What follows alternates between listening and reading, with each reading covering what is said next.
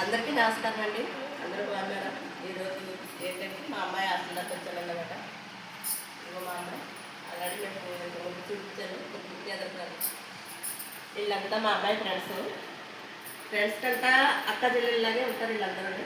అలాగే నేను కూడా ఏంటంటే కలిసిమెలిసి ఉండాలి, ఎవరికి ఏమైనా కానీ ఒకరికొకళ్ళు, ఎవరికి బాధ వచ్చినా ఒకరికొకళ్ళు, ఒకరి బాధ ఒకరు తీర్చుకుంటే విధానంగా ఉండాలి. అలాగనేసి నేను దీని దగ్గర కొంచెం మాట్లాడదామనేసి అనుకుంటున్నాను. మీరందరూ కూడా ఏంటంటే బయట చాలా దారుణాలు జరుగుతున్నాయి కాబట్టి మీరందరూ అమ్మాయిలు కాబట్టి ఫస్ట్ మీరు చాలా స్ట్రాంగ్గా ఉండాలి. ఇక్కడి నుంచే నేర్చుకుని బయటకు రావాలి. మీరు బయటకు వచ్చి ఇప్పుడు మా దగ్గర నుండి కొద్ది రోజులే ఉంటున్నారు కాబట్టి సెలవుల టైంలోనే ఉంటున్నారు కాబట్టి ఇక్కడే నేర్చుకోవాలి. మీరు ఏది నేర్చుకున్నారు అలానే చెడు నేర్చుకోమని చెప్తా లేదు, మంచి నేర్చుకోవాలి.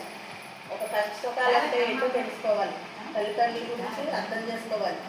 ప్రతిదీ కూడా బయట కూడా చాలా దారుణాలు జరుగుతున్నాయి కాబట్టి ఎవరి చేతిలోని మోసపోకూడదన్న విధానంతో నేను చెప్తున్నాను అన్నమాట. మీరందరూ కూడా అమ్మాయి అంటే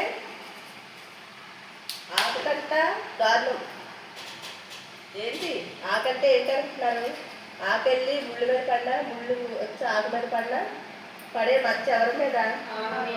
ఆకు మీద కదా, ఆకు మీద అమ్మాయి మీద కూడా. అలాగే మీరు చాలా ధైర్యంగా ఉండాలి. ఒకరికొక కష్టమతో ఒకరు షేర్ చేసుకుని చాలా ఇదిగా మీరందరూ కూడా ఏ మగవాడి చేతిలోని మోసపోకూడదు అనేసి. అలాగే మగవాళ్ళు కూడా చెడ్డని అంటలేదు నేను, కాకపోతే వాళ్ళు కూడా మనుషులే, వాళ్ళు కూడా మంచి మానవత్వం ఉంది.